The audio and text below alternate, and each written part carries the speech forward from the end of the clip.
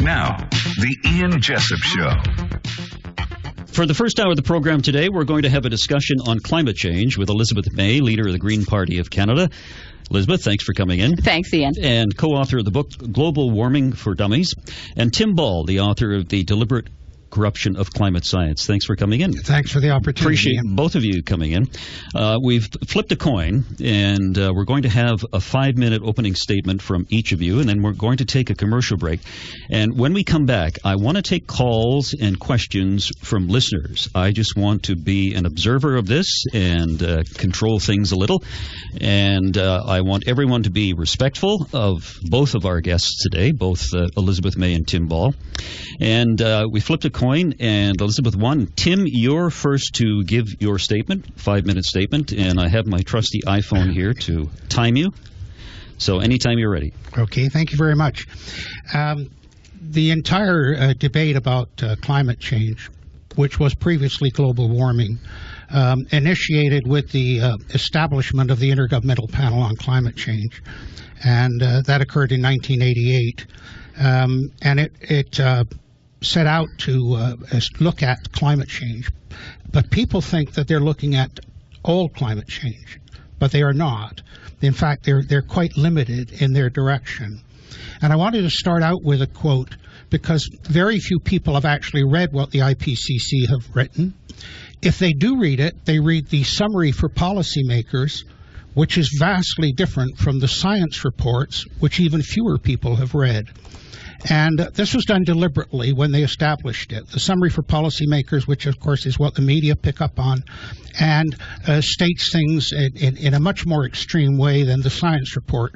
The science report lists all of the limitations, all the serious science problems with what they're doing.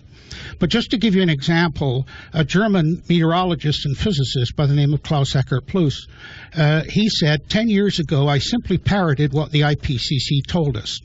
One day I started checking the facts and data. First I started with a sense of doubt, but then I became outraged when I discovered that much of what the IPCC and the media were telling us was sheer nonsense and was not even supported by any scientific facts and measurements. To this day, I still feel shame that as a scientist I made presentations of their science without first checking it. Now, just to give you an idea, they in the 2001 report, they made a comment which is very telling about what they're trying to do or what they claim they're trying to do. In that report, they said, in climate research and modeling, we should recognize that we are dealing with a coupled, nonlinear, chaotic system, and therefore that the long-term prediction of future climate states is not possible.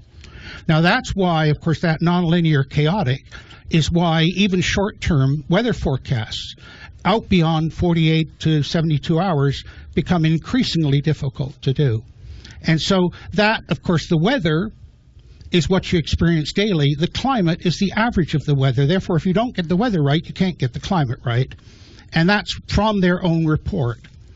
Now, the one of the things that went on here was that they set up a hypothesis, which is called the anthropogenic global warming hypothesis. And that is the claim that human CO2 is adding to the CO2 in the atmosphere, that CO2 in the atmosphere, if it increases, the temperature increases. And because human industry and growth is going to guarantee to increase that level, then we will have global warming. Of course, what's happened since is we've discovered, in fact, we knew it very shortly within release of the Antarctic ice core record, that in fact the temperature changes before the CO2. The CO2 does not drive temperature, and it doesn't drive it at any point in history. And not only that, but they don't relate. For example, we had the Ordovician period, where we had an ice age when CO2 levels were at 5,000 parts per million. We've also had extremely warm periods when CO2 levels were down at 250 parts per million. The more telling part about what the IPCC are doing is that they started out making predictions. The first report, 1990, they made predictions. They were so wrong so quickly that they stopped making predictions, started calling them projections, and they offered a range of projections from low, medium, and high. Every single prediction or projection they have made has been wrong. every one. And if your predictions are wrong, your science is wrong, period.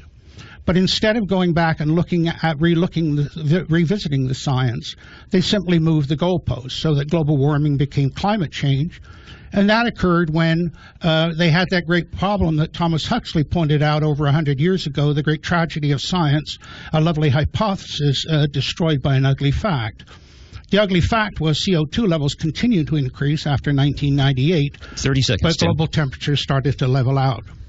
So when you look at what they were directed to do, which was only to look at human causes of climate change, that's in their original direction from the United Nations on climate change, and what the results have been, where they have failed in every single prediction or projection they have made, you have to re-examine what's going on.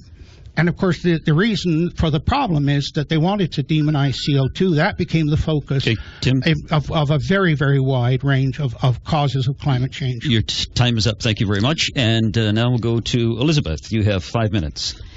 Thanks a lot, Ian. Okay, so let me just start out by sharing with the CFAX listening audience how I learned about climate science.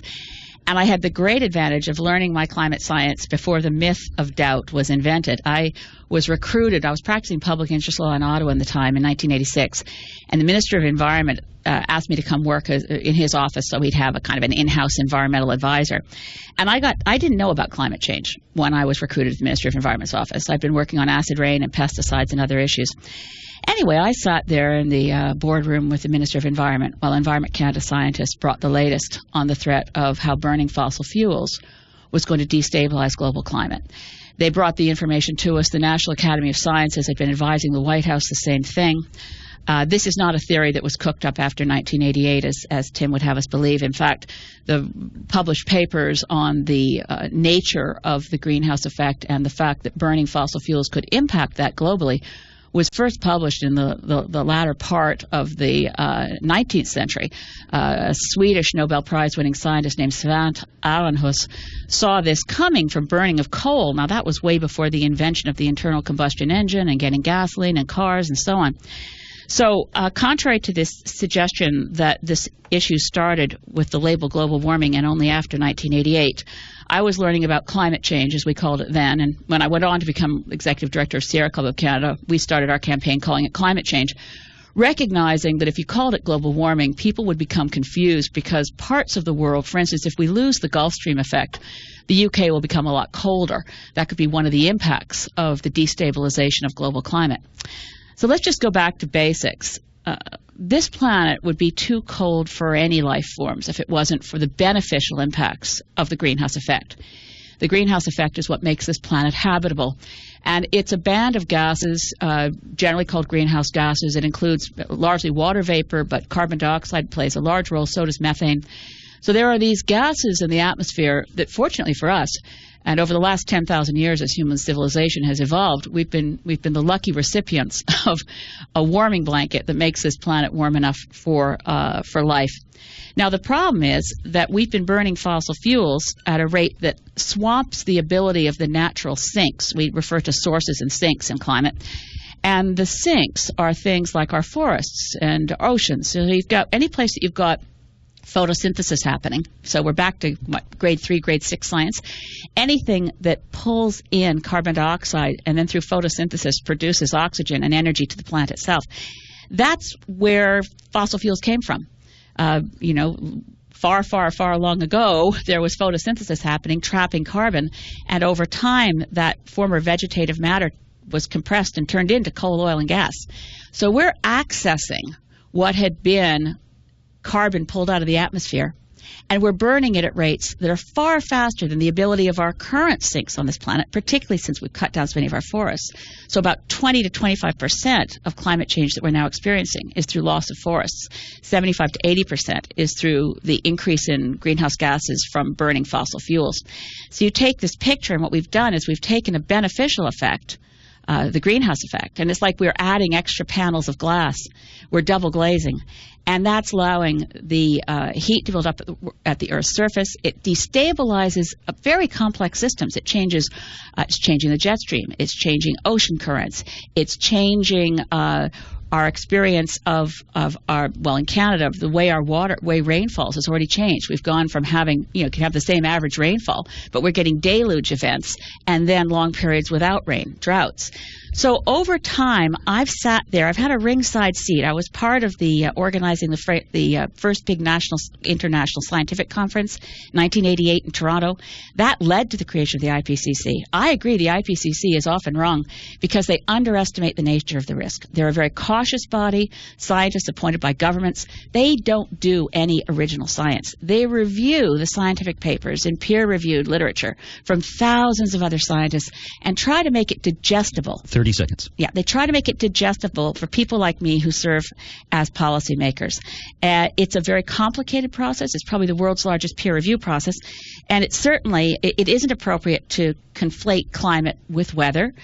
Climate is long-term trends, and the statistical variations and the noises and the bumps and changes within weather is brought into one focus by saying this is climate. And they can determine long-term trends, and they have been doing so, and we ought to take the warnings of scientists seriously. Thanks, Elizabeth. We welcome your calls. We'll take a commercial break. Elizabeth May is our guest, leader of the Green Party of Canada, and Tim Ball, the author of The Deliberate Corruption of Climate Science. We welcome your calls. Our number is 386-1161, or you can email us at talk@cfax1070.com. We'll come back. The Ian Jessop Show. Welcome back. Our guests are Elizabeth May of the Green Party and Tim Ball, the author of The Deliberate Corruption of Climate Science. And we have a number of people on the phone lines. And I should say, before we go to the phones, just a quick question, and let's always be respectful of our guests. Ron, you're up first. Yes, thank you for taking my call. Sweden is set to get 82% of its energy from non-fossil-based fuels by 2020.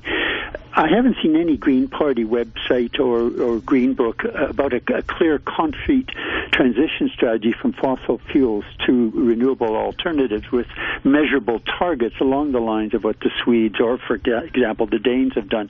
So what would be the major or key deliverables and targets of the Green Party, and what does Dr. Ball think of the transition strategy outlined by Ms. May? Thanks, Ron. Thanks for me. Then how much time do I have to answer that one? Just checking. It's not timed, then we don't worry about it. Well, it's not timed. Okay, I'll try to be brief. Ron, look, excellent point. Much of the world is moving fast to renewables. I'm really impressed by the fact that recent surveys are showing that the price of solar panels is dropping so fast that solar installations in some part of the world are now competitive with coal. But your question was what the Green Party's advocated. You'll find a lot of detail in a document that you may not have found on our website called Vision Green, in which we outline what we would do and how we would go at it. The first thing we need to do is to improve the energy efficiency of Canada. We now waste about half the energy we use. So that's a loss to our economy, and that of course is heating the environment for no reason. So we have to improve energy efficiency. The 30% of our greenhouse gases in Canada come from inefficient buildings, basically heating the outdoors in the winter and cooling the outdoors in the summer. So we want to move fast on energy efficiency. We need to close down all coal-fired power plants. In the province of Alberta, there's still roughly the same amount of greenhouse gases coming from the electricity grid that burns coal as from all of the oil sands. So while I know a lot of people just talk about the oil sands all the time, coal-fired power is really a significant challenge. We need to modernize our transportation system, move away from the internal combustion engine. There certainly is a big rise in electric vehicles, their accessibility. And of course, in the time while you're reducing the amount of energy you're wasting, that gives you some lag time while you're also bringing on board the renewables, which include, for BC, we should be looking at tidal. We should be really looking at the new generation tidal. We've got we have a grid running on hydro now, but there's a lot more we could do with, let me just give a shout out to Gulf Island Secondary School on Salt Spring Island. They've just installed solar panels on their roofs, and the amount of money they save in their electricity bills is going to pay for scholarships. They call them solar scholarships. And the details of the plan, by the way, Ron, for this election year will be coming out in the platform, because because we've lost a lot of time. As we all know now, Harper's target that he personally signed on to in Copenhagen in 2009, he's done nothing to get to that. Provincial actions have helped us, but we're going to need to do a whole lot more. So our positions get revised and targets get revised based on where we are right now. Okay, great. Tim, do you want to respond to that? Yeah, I mean, obviously progress and development across the board is always necessary. But what people need to realize is that there isn't a big rush to alternate energy because most of them don't work. All you got to do is look at Ontario, where they've reduced the coal power plants, reduced the growth of nuclear industry, built wind power plants, and Ontarians are going to be paying for 40 years for the cost of that. It's all based, of course, on the assumption that CO2 is the problem. It isn't. CO2 is not the problem. CO2 is not a factor in the climate change or global warming. But one of the things that people don't realize is with the two major alternate energies of wind and solar power, you have to have what they call spinning generation. That is, the coal power plants have to be running behind the scenes, because if the wind drops off or the solar power disappears, then you cannot have a depletion of power supply. So the coal-burning plants have to back that up. It's the same idea that people talk about electric cars, but where does the electricity come from to charge the car? So the cost-benefit, the proper technical analysis of these things needs to be looked at. Solar has a limit because the sun's got to be shining. One of the things that we could be working on, and I think of a person phoned in last time I was on and talked about increasing battery and storage of electricity is a major factor. But two problems then, that because they've demonized CO2, then they've forced an action with regard to reducing coal burning and pushed alternate energies, which at the current time don't work. And I should mention the caller mentioned Denmark. They've limited wind power to 12%. He mentioned Sweden, not Denmark. Yeah. He also mentioned Denmark. Okay, thanks, Tim. Let's go to the next caller, and Terry. Hi, Terry. Yes, regards to your guests. This whole thing has taken on a fear-mongering aspect. I heard it said that because we had warm temperatures in February, that we were going to get that for the next 50 years. In 1977, we had 1/10 of 1 degree cooler in the month of February.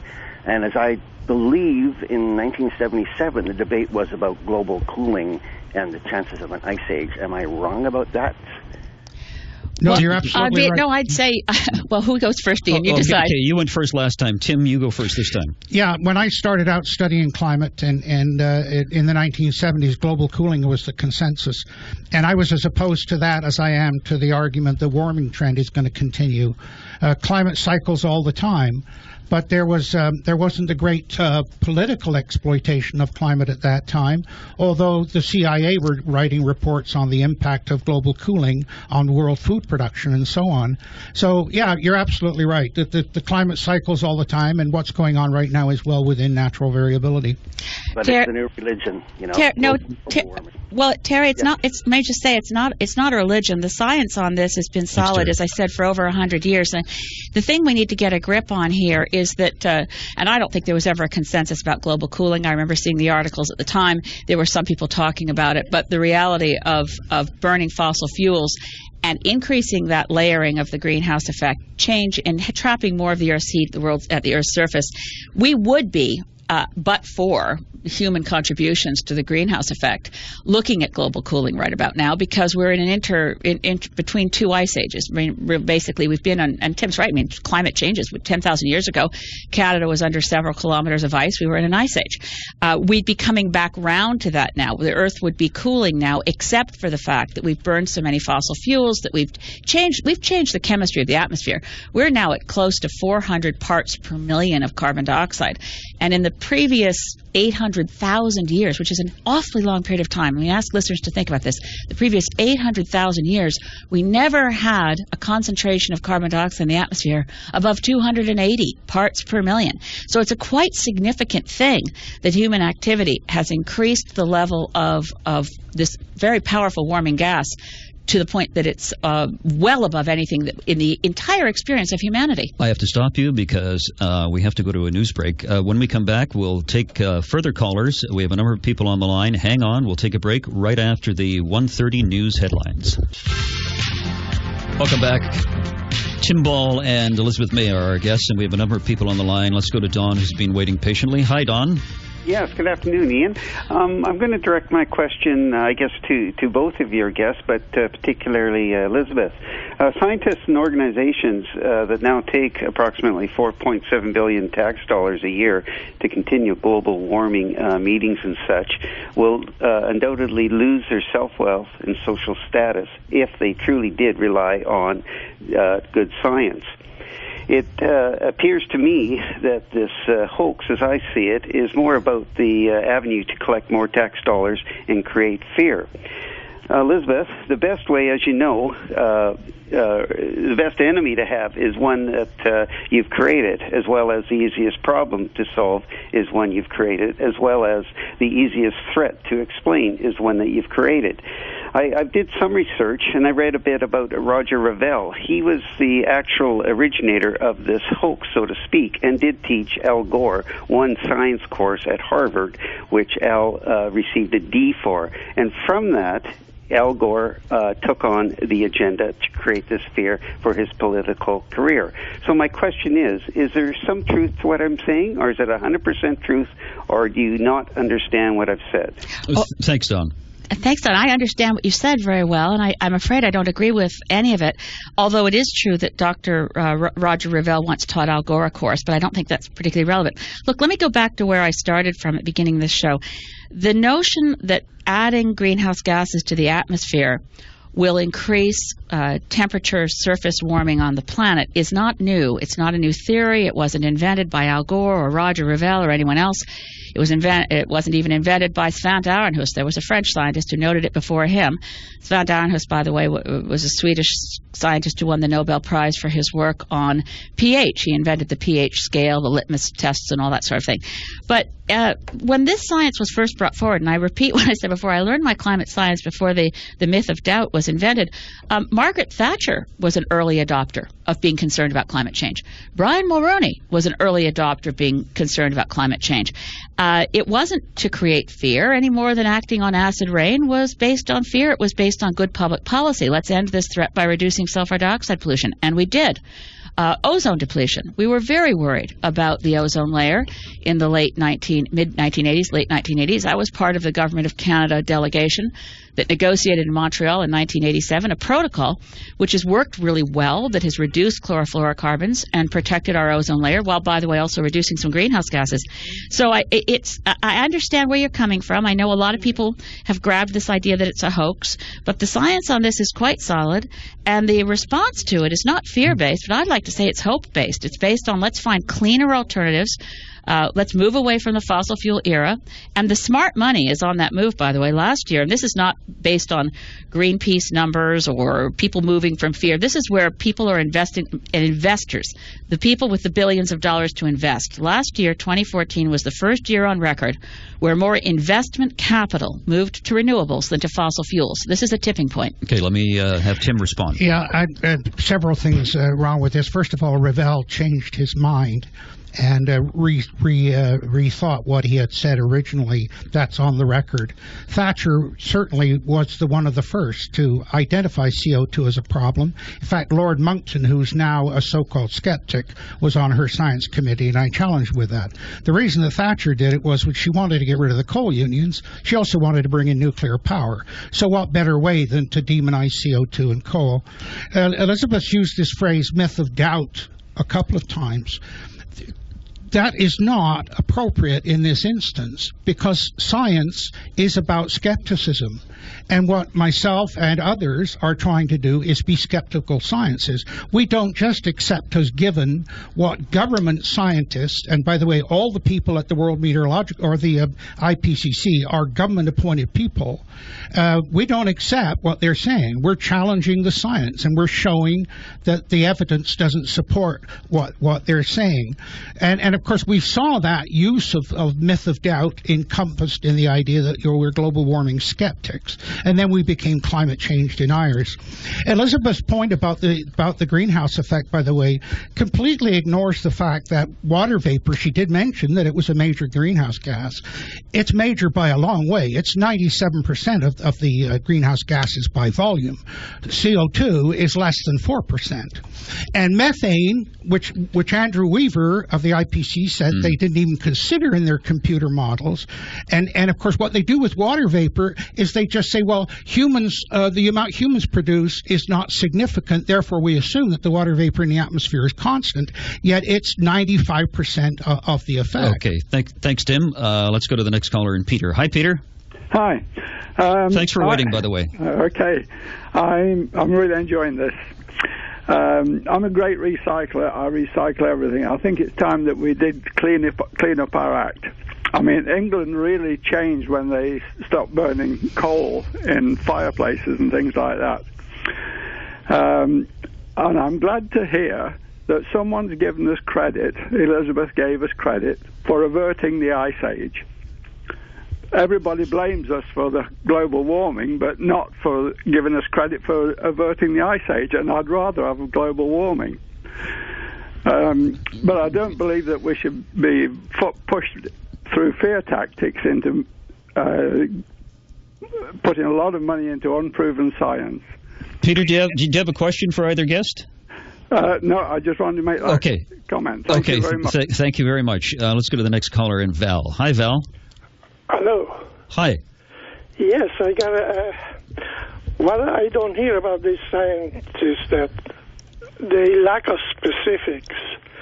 Yeah. Like we know the global warming is there somewhere, but let's talk about the poles. No, Val, do you have a question for either guest? Yes, I have questions. They all neglected the magnetic field. North Pole, South Pole. That's a great force that without the magnetic fields on our planet, there will be no life. Okay, so your question is the influence. We are weakening. Okay, the question is the influence of the magnetic field on climate. Is that correct? Right. Okay, let me ask. Start with Elizabeth. I'm afraid I don't think that's something that I can speak to. I don't think that's something that I've ever seen related to climate. And I do have concerns about the loss of ice at the poles, but that's a different question. Okay, Tim? Yeah, magnetism is certainly a major factor. People like Piers Corbyn in the UK makes very accurate six-week forecasts using the Earth's magnetic field and variations in the strength of it. We also know that the variations in the sun's magnetic field influences the amount of cosmic particles reaching the Earth, and that's a factor in creating low cloud cover. So magnetism is very much an important force. Peter implies that the magnetic field is weakening. We know that's true. It's been weakening for about 1,000 years, and there is a concern that what happens when the magnetic field disappears. Okay, thanks very much. Let's go to the next caller, and Francis. Francis, thanks for waiting. That's all right. Yes, all of the alternative energy things that are proposed involve huge uses of plastic, which is fossil fuel. I mean, all the solar panels are made out of plastic. And the other alternative power source that's being pushed out as clean energy is nuclear, which certainly isn't safe. So I would like both parties to address this, and thank you very much. Okay, thank you very much, Francis. Okay, sure. Hi, Francis. Look, absolutely that plastics come from the same materials, but taking petrochemical products and putting them through the processing, for instance, we could move the bitumen of northern Alberta into the processing of plastics and avoid a lot of the greenhouse gases as a long-term solution. once we make the transition off fossil fuels, we're still going to be making plastics. It's a good point that plastics are polluting. We shouldn't be discarding them in our oceans. We should be recycling. We should take great care not to distribute plastics through the environment. But as a matter of greenhouse gases and climate change, the materials from which these alternative energy, every kind of energy is going to have some kind of environmental impact. That's a basic statement. But solar panels are fantastic right now. We're getting photovoltaic panels going up around the world which convert the sun's energy directly into electricity. We are making progress in this question of backup power that Tim mentioned earlier. The most elegant one, of course, is to pump water uphill into a reservoir when you've got the wind blowing and the sun shining. And it's very elegant. Denmark and Norway now have an agreement where the excess wind power from Denmark moves water up into reservoirs in Norway. And then when the wind isn't blowing, Norway can open the sluices and there you go, you got hydro. And then when the wind is blowing, pump the water back up into the reservoir. It's a very elegant, simple storage solution, but batteries are coming along well too. And I agree with Francis about nuclear power. Fortunately, we don't need nuclear as we move away from fossil fuels, ramp up renewables, and also embrace high degrees of energy efficiency. Tim? Yeah, very quickly, all of it, of course, is dependent upon this argument that fossil fuels and their production of CO2 is a problem. And what it's done, as I said earlier, is that it has prevented proper cost-benefit analysis of these alternate energies. The solar power, we've already discussed that. One that hasn't been mentioned here is ethanol. And look what happened there. They said, ethanol, we've got to have ethanol. Oh, I was always against that. Well, okay, that's fine, but there was a big push for it. And what happened? And American corn producers started producing corn for ethanol. Nobody mentioned the fact that when you burn ethanol, it produces more CO2 than burning fossil fuels. And not only that, but it pushed the price of corn up, so that it's estimated through, in fact, the riots in Egypt that they're saying was Arab Spring was in fact riots because the price of food went up because of the price of corn. So in all of these factors, what the fear factor is that, CO2 is running away, human CO2 is producing climate change when it isn't. And the other thing is that, of course, what is ignored in all of the IPCC work, because they're only looking at human causes, is what's going on the sun. The sun is the major energy source for virtually everything else on Earth. The other one that is a minor one, but it's ignored by both sides, is geothermal energy. That is heat coming off the bottom or from the Earth that's heating the oceans and heating the atmosphere. Tim, thanks very much. We have to take a commercial break. We'll come back. No more calls. We have a number of people on the line who are waiting, and we'll try and get to your calls before 2 o'clock. We'll take a break and come back. Welcome back. Elizabeth May and Tim Ball are our guests, and let's go to the next caller. And Lori has been patiently waiting. Lori, thanks very much for waiting. Oh, hi. I just have a couple of comments, and then I would like to hear Elizabeth May's response to what I have to say. I have to agree with a couple of the other callers. I do believe that anthropogenic global warming is the new world religion. It's based on fear-mongering, doomsday predictions, tithing in the form of carbon fees, and blind faith. It bothers me when I hear any politician talk about people who don't believe in it as skeptics or deniers, because those terms to me are used more comfortably by religious zealots to refer to apostates than scientists defending a hypothesis. And one last comment. Science in its advancement thrives on skepticism, and to quash it, as far as I'm concerned, hinders all further discoveries and achievements. And I would just like to hear Elizabeth's response to that. Okay, thanks, Lori. I appreciate your call. Well, Lori, I don't think you could fairly characterize anything I've said on this show as fear-mongering, and I don't think I've used the word skeptics or deniers, and I don't think it's the new world religion. I happen to be a practicing Christian, but that's neither here nor there, but I respect science, and I have been working on this issue, as I mentioned in the opening, listening to the best and most qualified scientists on this issue since 1986. We have a large body of evidence that doesn't come from government scientists alone. It's true the IPCC appoints only government scientists because it's an intergovernmental body. That's what the I stands for, intergovernmental. And the intergovernmental panel, of course, involves scientists appointed by governments.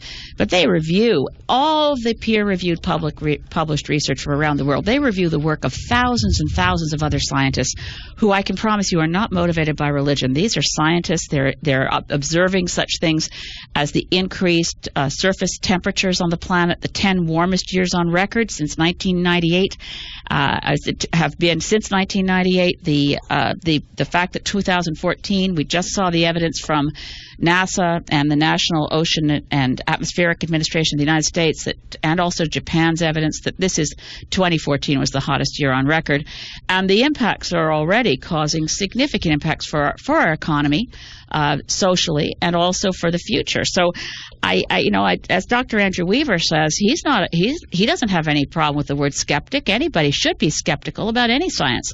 But at this point, to deny what the vast, like 99% of scientists are saying is like saying, well, I've got a sick kid, and I don't believe what 10 doctors have told me. I'm going to keep looking for someone who tells me I don't need to take my kid to the doctor again. That's risky, and this is a question of hedging your bets. At least get an insurance policy against what most scientists are warning you about. Okay, thanks, Elizabeth. Tim, response. That's the precautionary principle. Shouldn't we act just in case? I noticed Elizabeth upped the number. It was 97% that were in consensus. Now she's got it at 99%.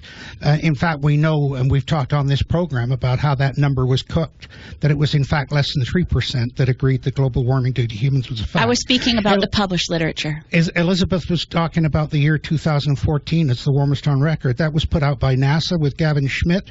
Gavin Schmidt was one of the scientists at the Climatic Research Unit where the emails were leaked of all the corruption that was going on. What he neglected to tell the audience when he was putting out that 2014 number was that he was only 38% sure. What he also neglected to tell the audience was that 4 other global measurements of temperature disagreed that it was the warmest year on record. So that's all part of the game that's going on here. I think that what's important, and Elizabeth acknowledged it to some extent, is the IPCC is created through the World Meteorological Organization. Maurice Strong did that deliberately because he wanted it within the bureaucracies, and through those bureaucrats could then control the politicians in each country. And we saw that, we've seen that in Canada when David Anderson came out and said he'd consulted all the top Canadian climate scientists about Kyoto. 8 of us went to Ottawa at our own expense and said, hey, here's 8 of us, we weren't consulted. So they've controlled it through those bureaucratic scientists. It's absolutely absurd to suggest Maurice Strong had anything to do with the establishment of the IPCC, just to correct the record. I was there. I remember Maurice Strong wasn't involved. Well, you go and read the record. Maurice Strong was very much involved through the United Nations Environment Program, through the Rio 92 He wasn't conference. in the UN Environment Program when the IPCC was created.